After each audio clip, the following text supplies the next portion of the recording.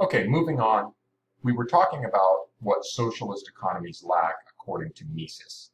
We saw that information is deficient in the socialist system. In addition, property rights are deficient. Without clear individual property rights, Mises believes that the resources will not be allocated in an efficient way.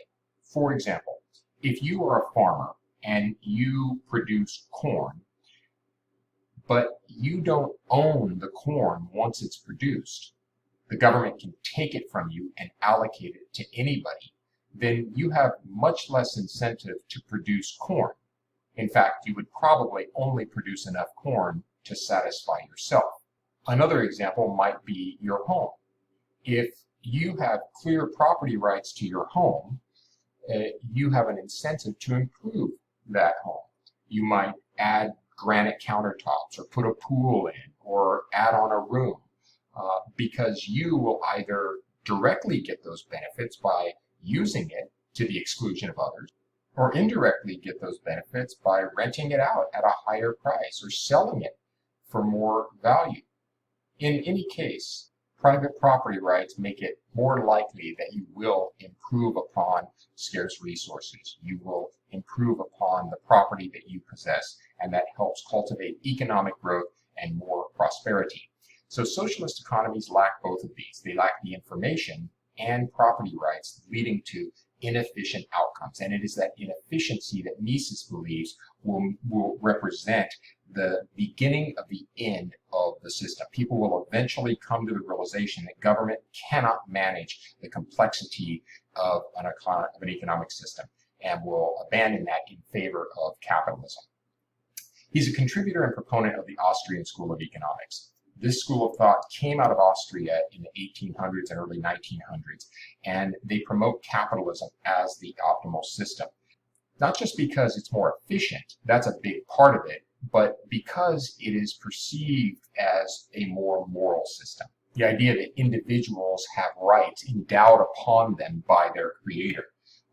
And so this perspective on individualism and individual rights leads to the institutions that they promote. It leads to a democratic political system. It leads to a capitalist economic system, and it leads to a social system that is created through human action and spontaneous order. Okay.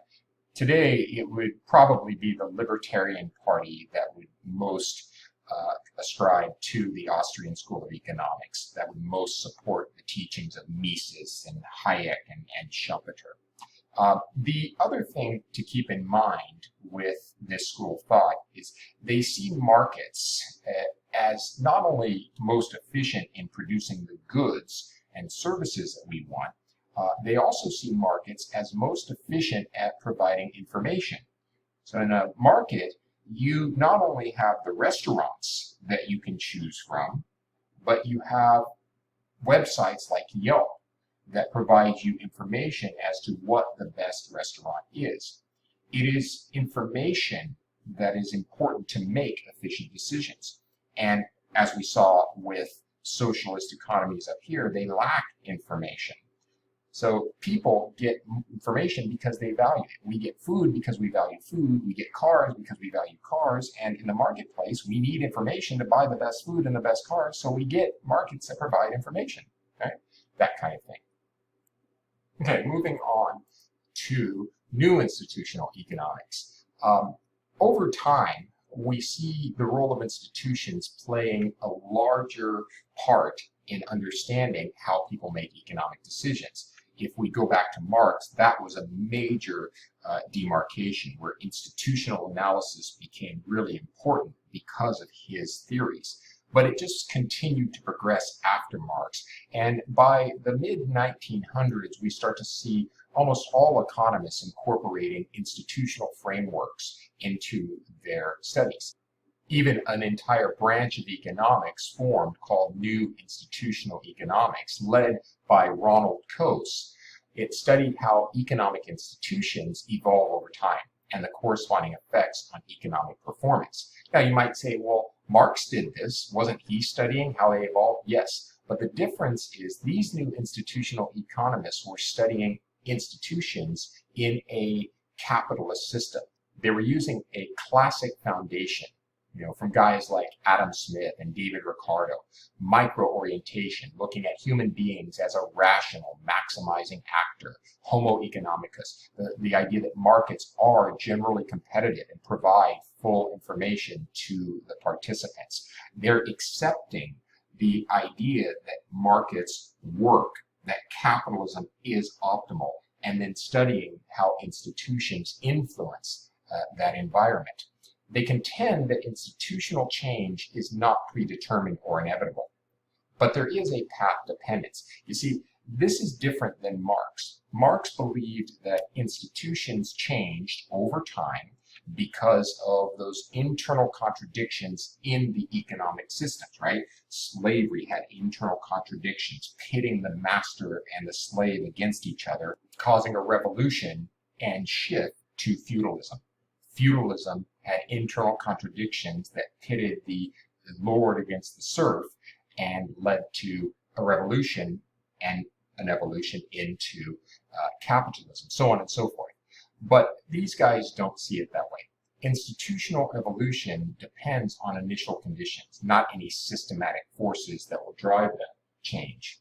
Think about the end of World War II, how so many countries across the globe had a new starting point, new initial conditions, and that led to a evolution in their institutions that were very different than had that war not happened. Think of what Germany or Japan or Korea would look like today, South Korea, were World War II never to have happened. It was a new foundation for a very different evolution economically, politically, and socially. Lastly, let's talk about János Kornai, a Hungarian economist, another relatively free market perspective. He talks about the economics of shortage, looking at capitalism and socialism in terms of their ability to contain costs. For example, in capitalism, resource allocation is based on profit, so businesses face a hard budget constraint. A capitalist must cover its costs while earning an acceptable rate of profit. They have strong incentives to minimize costs in order to maximize profits, right? If you sell a product for $15 and your costs are currently $10, you only make $5 in profit. But if you can get those costs down to 9 to 8 to 7, you can make more profit at that same price. Limits the demand for inputs. The capitalist wants to use the least amount of labor, the least amount of capital, the least amount of land to get the job done. That frees up resources for other productive endeavors, growing the economy, leading to higher output. Socialism, in contrast, doesn't have the profit motive. Resource allocation is based on output. The central planners look at quotas. We need this many cars. We need this much corn. We need this much steel, that kind of thing. That's a soft budget constraint.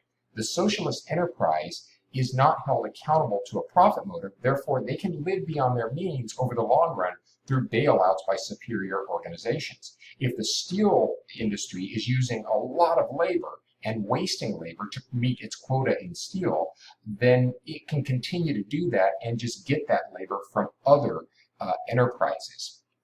Fails to limit the demand for inputs, causing systemic input shortages. The industries that are wasting labor and other inputs, they will have more production, but at the same time, they'll be taking resources away from other industries that would otherwise need those resources. So in these systems, you get a too big to fail policy.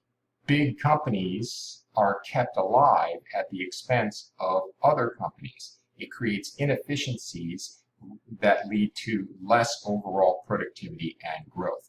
It's an economy of shortage, systematic, perpetual, and reproducing shortages because they are not incentivized to use resources optimally. And János Kornai is Hungarian, so he's witnessing this after the war. And Hungary still is in the record books for one of the largest economic disasters ever. If you want to look it up, you can see that the Hungarian pengo, that was their monetary unit, faced a hyperinflation rate in the trillions of percent per year. And that was a result of shortages. A lot of money chasing a smaller and smaller pool of goods leads to prices skyrocketing. Okay, that's it for this lesson. If you have questions, let me know. Thanks.